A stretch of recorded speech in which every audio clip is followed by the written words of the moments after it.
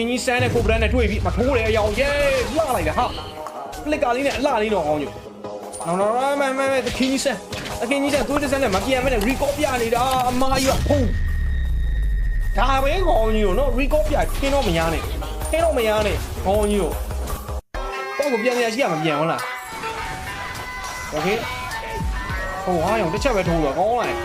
level 15ရောက်နေတော့တစ်ချက်လောက်ကတော့ဖြစ်ကောင်းတော့ဖြစ်နိုင်နေတယ်ဒါပေမဲ့လည်း damage ရမများလို့မလားအဲ့ရောဟိုကောင် defense item မြန်မထည့်လို့လားဟုတ်ပါတိတယ်ဘာဖြစ်တယ်ညာဖြစ်တယ်ပေါ့အဲလေသူတို့စာရိုက်နေပြီโอเค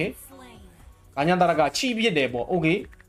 အားတဲ့မင်းဟုတ်လို့လားတဲ့မဟုတ်ဘဲနဲ့ရှောက်မပြောနဲ့တဲ့မသိဘူးတော့ကျွန်တော်လည်းရှောက်ပြောနေတာโอเคဟုတ်တစ်ချက်တည်းထိုးလိုက်တာ